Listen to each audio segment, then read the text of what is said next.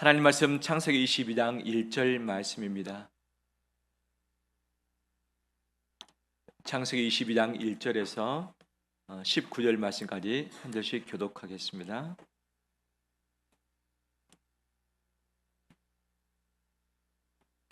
그 일 후에 하나님이 아브라함을 시험하시려고 그를 부르시되 아브라함 하시니 그가 이르되 내가 여기 있나이다.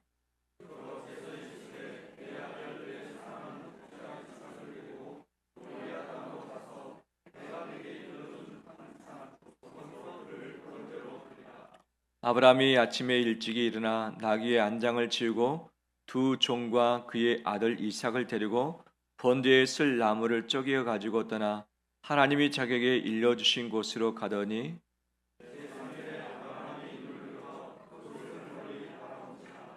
이 아브라함이 종들에게 이르되 너희는 나귀와 함께 여기서 기다리라. 내가 이와 함께 저기 가서 예비하고 우리가 너희에게로 돌아오리라 하고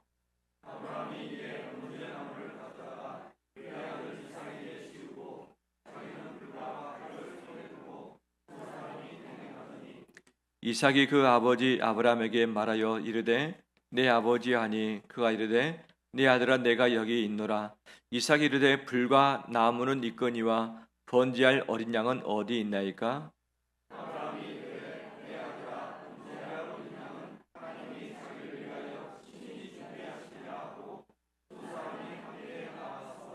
하나님이 그에게 일러주신 곳에 이른지라. 이 아브라함이 그곳에 제단을 쌓고 나무를 벌려놓고 그의 아들 이삭을 결박하여 제단 나무 위에 놓고 여호와의 사자가 하늘에서부터 그를 불러 이르시되 아브라함아 아브라함아 하시는지라. 아브라함이 이르되 내가 여기 있나이다 하매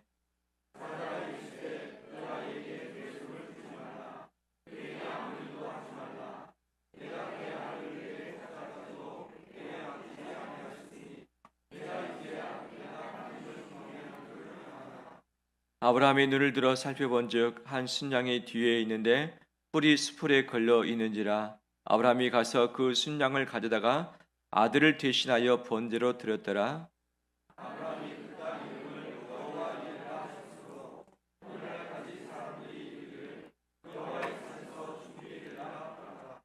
여호와의 사자가 하늘에서부터 두 번째 아브라함을 불러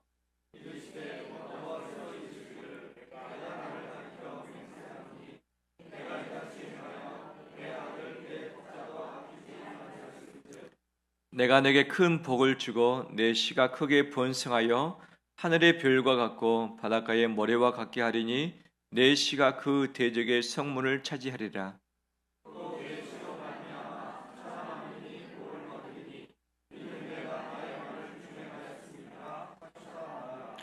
같이 읽겠습니다. 이 아브라함이 그의 종들에게로 돌아가서 함께 떠나 브엘세바에 이르러 거기 거주하였더라. 아멘.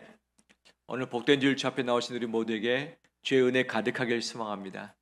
우리 옆에 분들 인사 나눌까요? 축복합니다. 사랑합니다.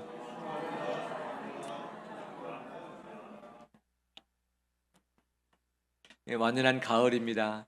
가을에 독서하기도 좋고 기도하기도 참 좋은데 그 무엇보다도 기도의 열매를 맺어갔으면 좋겠습니다. 뿌렸던 것이 있어야지 가을에 추수를 기대할 수 있듯이 기도는 씨를 뿌린 것과 같죠. 기도의 씨를 뿌릴 때에 때가 되면 그 기도의 열매를 맺게 될 줄 믿습니다. 이 가을에 기도의 씨를 하나씩 뿌려보길 간절히 소망합니다. 우리 삶이 꽃길만 그랬으면 좋겠지만 꽃길만은 있지 않습니다. 때로는 광나길, 가시밭길도 있고 또 건조한 곳 가운데 머물 때도 있는 것이죠. 미래가 확실하다면 현재 고난을 잘 버틸 수 있지만 미래의 불확실성이 가득하다면 현재의 내 힘 가지고 미래를 맞이할 수 없기 때문에 우리는 불안하고 두려울 수밖에 없고 걱정이 가득하게 되어지는 것이죠. 내게 뭔가가 정확하게 보여지면 사람들은 염려하지 않습니다. 준비하고 대비하면 되니까. 그런데 무엇을 준비하고 무엇을 대비하는지 알 길도 없을 때에 우리는 불안 가운데 염려 가운데 머물 수밖에 없는 것이죠. 거기에다가 시험거리까지 더해진다면 우리는 정말 난공불락의 삶에 쌓여지게 되는 것이죠. 시험거리, 내가 감당할 수 없는 것, 내가 내 마음으로 힘쓸 수 없는 상황, 내가 대비하거나 예상하지 못했던 일이 벌어지는 것, 내 인생을, 내 마음을 성두리째 흔들어대는 것, 믿었던 것이 믿어지지 아니하고 의심케 되어는 것, 사랑했던 자가 사랑을 배신해서 등 돌리는 것들, 우리 마음과 내 정신과 내 영적인 것, 내 몸이, 내 인생이, 내 직장이 흔들리는 것 그 자체가 시험거리라 할 수 있죠. 그런데 내 인생의 모든 시험은 하나도 빠짐없이 하나님의 주권 아래 있는 줄 믿습니다. 하나님이 알고 계시고 통치하고 계시기 때문에 하나님이 허락하시지 않고서는 내 인생에 그 어떤 일도 일어나지 않습니다. 그분이 창조주시고 그분이 심판자 구원자이시기 때문입니다. 내게 주어진 여러 가지 고난들, 감당이 쉽지 않은 고난의 여정이 있습니다. 이 모든 것도 하나님의 허용하심의 대상이 되는 줄 믿습니다. 하나님이 왜 내게 이런 고난과 시험거리 허용을 하셨을까? 내가 감당하기 힘든 벅찬 일들을 왜 내게 높은 산으로 맞이하게 하시고 왜 그것들을 직면케 하실까?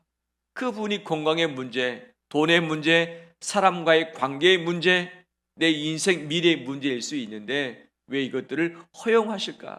이것 없으면 편안하게 신앙생활을 할 수 있고 더 충성스레 주님을 섬길 수 있고 내게 주어진 꿈을 이루면서 그것을 성취할 수 있을 텐데 바로 그것 때문에 발목 잡혀서 내 꿈도 이루지 못하고 신앙생활에도 장애가 된다라고 생각하기도 하는 거죠.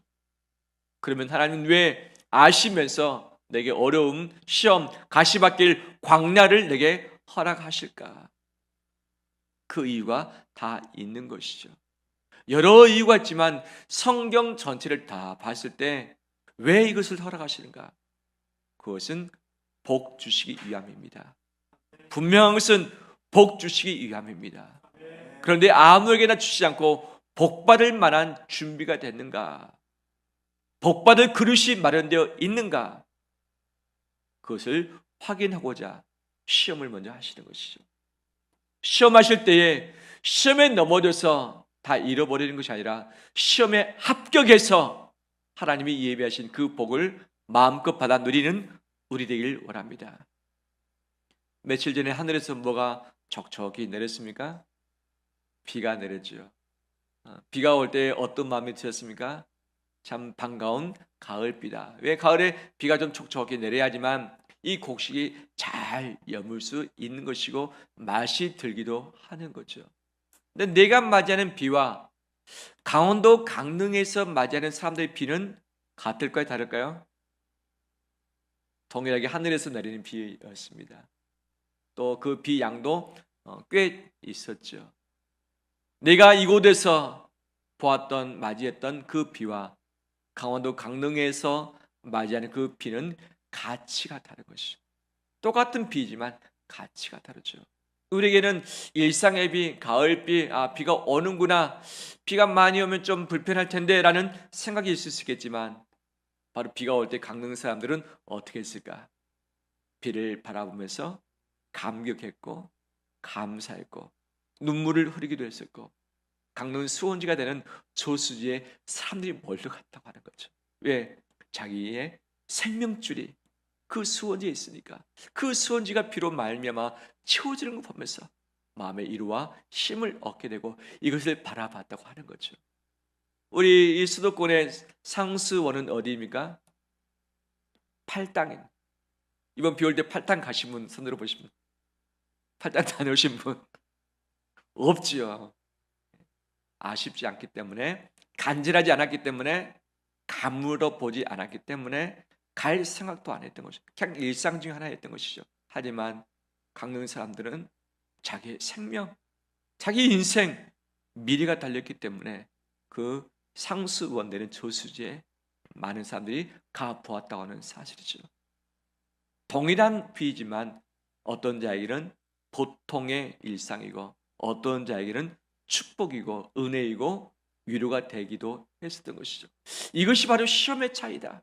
광야를 지나본 사람, 가뭄을 지나본 사람, 어려움과 고통을 지나본 사람에게 주어진 바로 그것이 온전히 받으면서 은혜가 되어지고 위로가 되어지고 기쁨이 되어지고 감사가 되어지는 이것이 바로 복이라고 할 수 있겠지요.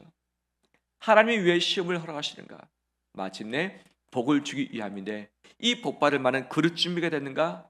마음의 준비가 됐는가? 이것을 테스트하기 위함인 것이죠. 하나님 역시 우리 모두에게 복 주길 원하시는 분임을 믿습니다. 그런데 무작정 주지 않으시고 반드시 테스트하고서 시험에 합격해야만 우리에게 허락하신 줄 믿습니다.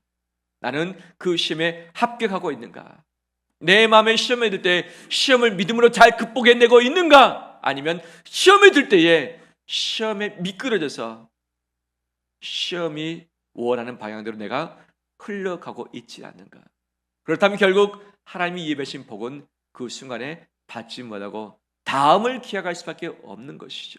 내게 건강의 문제, 돈의 문제, 가정의 문제, 신앙의 문제, 직장의 문제, 미래의 문제, 관계의 문제들이 닥쳐왔을 때에 이것은 하나님이 내게 복 주시기 위해서 나를 시험하는 것이다. 이 테스트를 내가 견뎌내겠다, 이겨내겠다, 승리하겠다 마음을 먹길 원합니다. 그럴 때 그 이후에 하나님이 예배하신 복을 마음껏 받아 누리게 될 것입니다. 하지만 그 시험이 올 때 마음 무너져버리고 포기해버리고 뒤돌아서고 하나님을 기다리지 못했을 때는 그 복은 건너가는 것이죠. 비가 내려도 받을 그릇이 없는 자에는 비를 쌓아둘 곳이 없는 것처럼 오늘 본문에 하나님은 아브라함에게 더 큰 복을 약속하길 원하셨습니다. 그래서 하나님은 다시금 아브라함을 시험하길 원하셨던 것이죠. 어떤 시험인가? 아브라함이 거부이긴 했지만 파란만장한 삶을 살았습니다. 갈대아 우르에서부터 시작해서 하란을 거쳐 가나안 땅으로 왔는데 중간에 여러 가지 많은 일들이 있었죠. 아버지도 죽었습니다. 형도 죽었습니다. 그리고 싸움도 많이 있었습니다. 조카로도 떠났습니다. 자기 인생이 어떻게 되는지 알 길이 없고 보호자가 없는 상황입니다. 알 길이 없는 이 미처 와보지 않았던 이 가나안 땅에 산다는 것, 정착한다는 것은 쉽지 않은 일이었습니다. 수많은 일을 겪어본 그에게 하나님은 어떤 시험을 허락하셨을까? 그 시험이 아주 큰 시험이었습니다. 힘든 시험이었습니다. 아브라함이 감당하기 어려운 시험이었던 것이죠. 그 시험이 뭐냐? 아브라함이 의지하고 아브라함이 사랑하고 아브라함이 가장 아꼈던 것, 바로 그것을 가지고 하나님이 시험을 하신 것이죠. 하나님이 시험하되 내가 하찮게 생각하는 것, 내가 아무런 쓸모없이 생각하는 것 가지고 시험하지 않으시고 내가 소중하게 생각하는 바로 그것을 가지고 나를 시험할 수 있다고 하는 사실. 그 시험에서 이기면 복이지만 그 시험에서 지는 것은 마음의 우상에 넘어지는 것이기 때문에 하나님의 복을 받지 못하게 되어버리는 것이죠. 하나님이 75세 때에 자식 주겠다고 다시 약속하셨는데 몇 세 때에 그 자식을 봤습니까? 100세 때. 몇 년 걸렸습니까? 25년 걸렸습니다. 아브라함도 많이 기다렸습니다. 사라도 많이 기다렸습니다. 그 아들을 기다리지 못한 채 하갈을 통해서 첩을 통해서 자식을 얻었는데 그 자식과의 갈등이 생겼고 이제 그 자식도 쫓아내버리는 그런 상황도 발생했는데 정말 가정의 우화가 있었던 것이죠. 하나님께서 정말 25년 만에 주셨던 그 아들 이삭을 번제로 바치라 명하시는 것이죠. 번제는 어떻게 드리는가? 칼을 가지고 그 짐승을 잡습니다. 먼저 목을 따서 피를 다 받는 것이죠. 피를 딱 두고서 그 다음에 온몸을 해치합니다. 머리 따로 가죽을 다 벗기고 내장 걷어내고 그 다음에 대변 다 걷어내고 그 다음에 하나님께 드릴 것과 그 다음에 드리지 말 것들 다 구분하는 것이죠. 그래서 그 살덩어리를 나무 위에 번제단에 올려놓고서 불태워서 하나님께 드린 것이 번제, 불태워서 드리는 제사가 번제인데 이것을 하나님은 아브라함에게 원하셨던 것이죠. 이 모세를 통해서 말씀하셨을 때 인신제사 내가 원치 않는다. 인신제사 하는 자들 다 죽이라고 말씀하신 분이 하나님이세요. 왜? 하나님의 창조의 대상이 됐던 그 사람, 하나님의 형상을 따라서 지음받은 사람을 가지고 번제로 드리는 것을 하나님께 원치 않으셨습니다. 사람 대신에 짐승을 잡아서 내게 바치면 내가 너희 죄를 용서하리라. 내가 너희와 화목하게 하겠다고 말씀하셨는데 그 짐승이 아니라 사람을 드리라고 말씀하신 거예요. 아브라함이 봤을 때는 이해할 수 없는 대목입니다. 하나님이 왜 사람이 필요하실까? 이해할 수 없는 대목이에요. 하나님이 왜 25년 만에 아들을 주셨고 이 아들이 좀 장성해서 이제 10대 후반 정도 됐을 것인데 지금까지는 잘 키우게 하셨다가 왜 지금 와서 아들을 바치라고 하시는가? 차라리 주지 마시지. 아브라함도 감당하기 힘들었을 텐데 아브라함뿐만 아니라 아브라함의 아내 누가 더 힘들었을까요? 사라가 더 힘들었을 것입니다.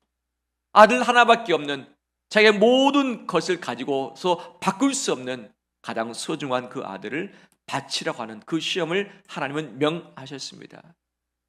아브라함이 이 명을 들었을 때에 어떻게 했죠? 그 다음날 아침 일찍 일어났습니다. 그리고 채비했습니다.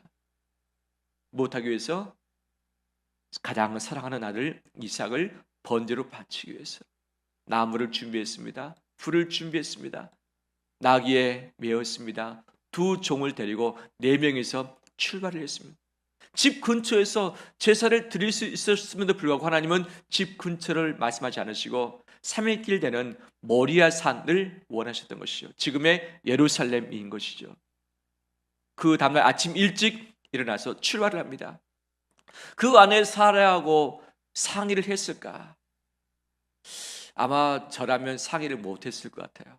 왜? 사라에게 말을 하는과 동시에 울고 불고 대성통곡하며 나를 죽이고 자식 데려가라. 내 눈에 흙이 들어가기 전까지는 내 아들 데려가지 못한다라고 하지 아니했을까? 아브라함이 이것을 예측했기 때문에 아마 상의를 하지 않고 떠났을 수도 있고 아니면 아내하고 다 상의하고 나서 그 다음 아침에 떠났을 수도 있는 것이죠. 그 다음날 출발했습니다. 3일 길 될 때까지 아브라함 마음 안에 어떤 생각이 들었을까? 아들하고 걸어가는 그 여정이 어떠했을까? 수많은 생각들이 들었을 것입니다. 이제 이삭을 바치고 나면 내 인생 미래는 어떻게 될 것인가? 내 아내는 어떻게 이것을 감당할 수 있을 것인가? 내 이 수많은 재산은 누구 것이 될 것인가? 이미 이스마엘도 내보냈습니다. 자식이 아무도 없습니다. 여러 가지 많은 걱정, 고민, 번민이 그 안에 있을 터인데 그가 3일 동안 그것을 다 감수하면서 모리아산으로 향했던 것이죠. 모리아산 밑에서 두 종에게 여기서 기다리라. 우리가 가서 하나님께 예배 드리고 다시 우리가 돌아오겠다라고 그 종들에게 이야기를 하는 것이죠. 분명 이삭을 번제 드리러 가는데 그러면 죽여야 되는데 우리가 돌아오겠다라고 이야기를 하는 거죠. 아브라함이 거짓말을 했는가? 아니면 아브라함이 왜 그런 말을 했는가? 있을 수 없는 말입니다. 번제 드리고 나면 아들이 없습니다.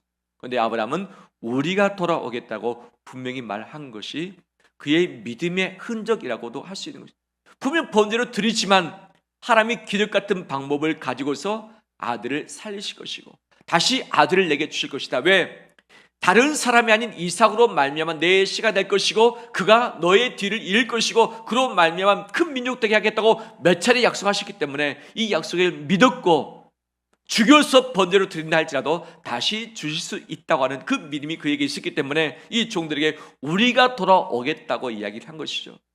올라가다가 아들이 묻습니다. 아버지, 나무와 불은 있지만 어린 양 어디 있습니까? 평상시에 아브라함이 번제 드린 것을 지켜봤거든요. 분명히 희생양이 필요한데 희생양이 없어요. 아브라함이 아들에게 말합니다. 하나님께서 친히 준비하실 것이다. 친히 준비하실 것이다. 이 준비라는 단어가 히브리어로 라아라는 단어입니다. 보다라는 단어죠. 즉 하나님이 친히 보여주실 것이다. 보여주실 것이다. 올라갔습니다. 꼭대기에 도달했습니다. 아브라함이 번제단을 쌓았습니다. 나무를 올렸습니다. 그 위에 이삭을 올려놓고 묶었습니다. 이삭이 뛰쳐갈까 봐. 그리고 칼을 들었고 이삭을 죽이려고 했습니다. 아브라함이 죽이려고만 했었을까? 정말 죽이려고 했을까? 아마 죽이려고 했었겠죠. 이때 하늘에서 하나님의 사자가 말합니다. 아브라함아, 아브라함아, 그 손 그치고 손 떼지 마라. 그 손 떼지 마라. 너가 가장 아끼는 아들을 내게 아끼지 아니하였으니 이제야 너가 나를 경외하는 줄을 알겠다 말씀하시죠. 그리고 나서 하나님은 번제 이후에, 그리고 나서 수풀에 걸려있는 이 순양을 보게 하셨고, 순양을 대신해서 하나님께 바치가셨습니다. 바친 직후에 또 두 번째 하나님의 사자가 하늘에서 소리가 그에게 임했습니다. 아브라함아, 너가 그 씨를 내게 바쳤은즉 내가 그 씨에게 복을 주겠다. 너가 바쳤던 그 씨를 통해서 너에게 복을 주겠는데 그가 크게 번성할 것이다. 큰 복을 받게 될 것이다. 그 씨로 말미암아 천한 만민이 또 복을 받게 될 것이다 라고 말씀하시면서 하나님이 아브라함과 이삭에게 줄 수 있는 커다란 은혜의 복을 허락을 하신 것이죠. 아브라함뿐만 아니라 이삭을 통해서 이삭이 있는 현장에서 그의 가문에 복을 허락해 주셨습니다. 이 복이 우리 성도들의 가정 가운데 임하길 간절히 소망합니다. 우리 자신뿐만 아니라 우리 모든 후대까지도 하나님께서 허락하시는 이 복이 있길 간절히 소망합니다. 그러면 이 시험이 복으로 마지막 결론이 났습니다. 출발은 시험이었습니다. 마지막은 복이었습니다. 그럼 어떻게 이 시험이 복으로 뒤집어졌는가? 동전의 한쪽은 시험입니다. 고난입니다. 감당할 수 없는 어려움입니다. 그 뒤에 뒤집어 보니까 바로 복이었던 것이죠. 그럼 어떻게 그것을 뒤집었는가? 하나님께서 분명히 말씀하십니다. 너가 나에게 아끼지 아니하였으니 이제야 너가 나를 무엇하는 줄 알겠다? 경외하는 줄 알겠다. 무엇하는 줄? 경외하는 줄 알겠다. 즉 시험과 고난을 뒤집는 것은 무엇인가? 그것은 경외라고 표현하고 계신 것이죠. 시험 들 때에, 고난이 있을 때에, 어려움이 찾아올 때에 이것을 이겨내는 것은 여호와를 경외하는 것입니다.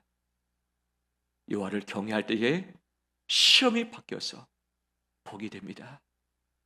여호와를 경외함으로 우리에게 주어진 시험을 극복하는 자 되길 바랍니다. 여호와를 경외하는 것은 무엇인가?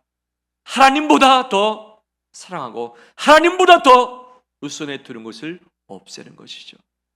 하나님을 최우선에 두면서 그분을 두려워하면서 죄를 멀리하고 마음의 우상을 치워내는 것이죠. 아브라함에게는 선택의 갈등이 있었을 것입니다. 하나밖에 없는 아들인가 하나님인가? 아들인가 하나님인가? 만약 아들을 선택했더라면 그는 번제를 드리지 못했을 것입니다. 하나님의 경외함을 드러내지 못했을 것입니다. 왜? 아들이 하나님보다 우선할 수 있는 마음의 우상이었기 때문에.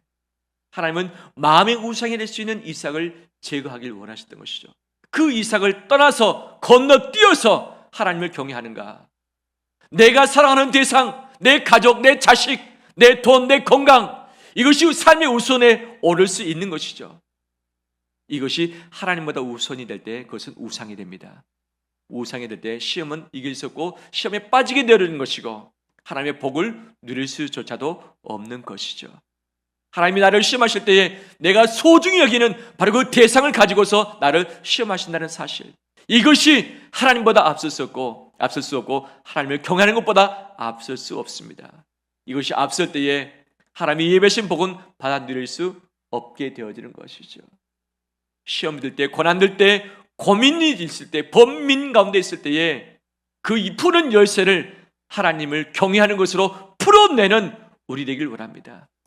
그분 하나님을 경외하는 것으로 푼다는 것은 무엇을 의미하는가? 따라서 하겠습니다. 순종. 이거밖에 없습니다.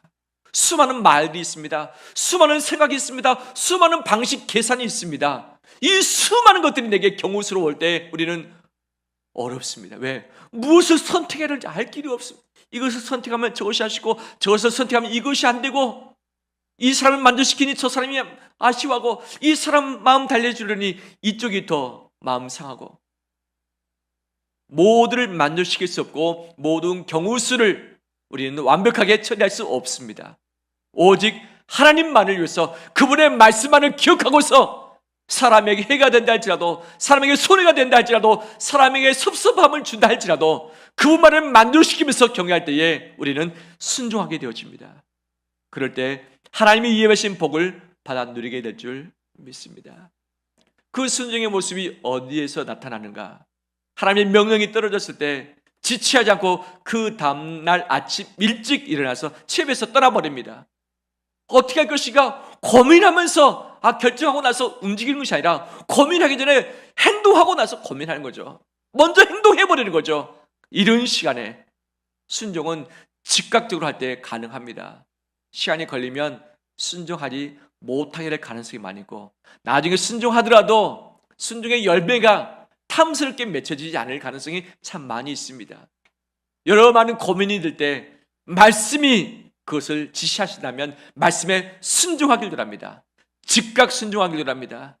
즉각뿐만 아니라 3일길 동안 수많은 생각이 들었을 텐데 오직 하나님의 명령, 그분의 말씀을 가지고서 하나님이 원하시는 장소에 도달을 했던 것이죠. 내가 원하는 내 방식이 아니라, 내가 편리한 방식이 아니라 하나님께서 지정하신, 하나님이 원하신 그 장소에 머무른 것이 순종이었고, 다른 것이 아니라 하나님이 원하시는 그 대상, 사랑하는 대상을 하나님께 바치는 것이 진정한 순종이었는데 아브라함은 그 순종을 감당을 했던 것이죠. 어떻게 순종을 감당할 수 있었는가? 그 순종의 키워드는 믿음입니다. 믿음이 있으면 순종합니다. 하지만 믿음이 부족하면 순종이 주저됩니다. 우리 모든 것이 하나님의 것인데 어떻게 하나님께 다 바칠 수 있겠는가? 하나님을 온전히 믿는다면 바칠 수 있습니다. 그런데 온전히 믿지 못한다면 받쳐지지 않아요. 받쳐지지 않아요. 하나님이 원하시는 그 삶이 내게 있습니다. 내게 순종하라는 그 영역이 있습니다. 하나님을 온전히 믿는다면 행동으로 옮겨집니다. 하지만 믿어지지 않는다면, 의심이 든다면, 복잡하다면 행동으로 옮겨지지 않는 것이죠. 야고보서 2장 말씀에서도 온전한 믿음은 무엇입니까? 행함이 있다고 말씀하시죠. 행함이 있을 때 믿음을 확인할 수 있다. 행함이 없는 믿음은 죽은 믿음이다. 믿음은 순종을 낳습니다. 순종은 축복을 낳습니다. 바로 아브라함이 하나님께 복을 얻은 것이 믿었기 때문이죠. 우리가 돌아오리라, 하나님이 준비하시리라고 하는 분명한 아브라함의 믿음이 있었던 것이죠. 그 믿었기 때문에 즉각 떠났고 모레산까지 갔었고 그곳에서 자식을 받을 수 있었던 것이죠. 우리의 믿음이 성숙해서 순종으로 나아가는 우리 되길 원합니다. 순종은 반드시 고비를 넘어야 돼요. 고비, 어떤 고비인가? 이거 타고 나면 나는 아무것도 없는데 나는 어떻게 될 것인가? 나는 무엇을 먹고 살 것인가? 내 시간은 어떻게 되면, 내 돈은 어떻게 되면, 내 가족은 어떻게 될 것인가? 그런데 믿는다면 그 고비를 건너뜁니다. 고비를 일어섭니다. 그 고비가 안에 묶여 있으면 시험에 들어버리는 것이죠. 시험에 묶여서 넘어지지 말고 시험을 딛고서 고비를 이겨나가는 우리 되길 바랍니다. 내 그 고비는 반드시 내가 의지했던 대상, 내가 사랑하는 대상, 내가 소중히 여기는 바로 그것을 가지고서 하나님 나를 시험하십니다. 이것에 붙들리기보다는 오직 이것을 딛고서 고비를 이겨내고 순종으로 말미암아 나가는 우리 되길 주의 이름으로 축원합니다. 말씀을 마무리합니다. 하나님은 우리 인생을 위해서 가장 좋은 곳을 예비하셨습니다. 가장 선한 길을 미리 마련해 주셨습니다. 필요한 것들로 다 공급하시려고 다 준비를 해 두셨습니다. 그 준비하신 것 여호와 이레를 언제 맛볼 수 있는가? 어디서 맛볼 수 있는가? 바로 순종의 현장에서 맛볼 수 있습니다. 만약 이삭을 드리지 않았더라면 수풀에 이미 준비된 순양을 보지 못했을 것입니다. 이삭을 드리지 않았더라면 이삭으로 말미암는 축복이 바로 아브라함 가문 가운데 임하지 아니했을 것입니다. 하나님은 모든 것 다 예비하셨습니다. 그런데 순종하는 자에게 그 예비된 것을 쏟아 부어주십니다. 순종할 때 눈을 여시사 보게 하시고 순종할 때 귀를 여시사 듣게 하실 줄 믿습니다. 시험에 들어서 순종치 못할 때에 하나님이 예비하신 것을 보지도 못하고 듣지도 못하고 받아 누리지도 못할 것입니다. 뿐만 아니라 축복은 반드시 씨앗이 필요합니다. 씨앗을 뿌려야지 하나님의 복을 받습니다. 그 씨앗은 드리는 것에 있습니다. 하나님은 너가 드렸던 그 이삭 씨로 말미암아, 그 씨로 말미암아 내가 너에게 복을 주고 그 씨도 복을 받게 하겠다는 말씀하시는 것이죠. 옛날에 시골에 가면 우물가에 펌프가 있습니다. 펌프들이 아무리 많이 해도 이 마른 펌프에서는 물이 나오지 않습니다. 하지만 무엇을 한번 놓고 나서 펌프질하면 물이 나옵니까? 마중물이라고 말하죠. 마중물을 넣어야지만 그 물이 차 있는 그 압력, 그 공기층으로 말미암아서 이제 퍼 올릴 수 있는 것이죠. 마중물을 넣지다고 아무리 펌프질한다고 이 펌프에 물이 나올 수 있겠는가? 불가능합니다. 순종은 마중물입니다. 순종한 것이 있어야지 그것을 가지고 축복하시는 것이죠. 복을 주시는 것이죠. 순종하지도 않고 드리지도 않고 하나님께 아끼는 것을 드리지도 않으면서 어떻게 받으려고만 생각합니다. 이것이 욕심쟁이죠. 욕심쟁이. 하나님은 우리에게 주시길 원하시지만 먼저 시험하십니다. 너가 나에게 바치는가 보자. 내게 아끼는 것이 나 말고 또 있는가 보자. 나 말고 또 두려워하고 경외하며 우상 같은 바로 그것들을 두는가 보자 라고 시험하시는 것이죠. 이런 모든 시험거리를 믿음으로 극복하며 순종으로 하나님이 예배하신 그 복들을 함께 받아 누리는 우리 모두 되시기를 주의 이름으로 축원합니다.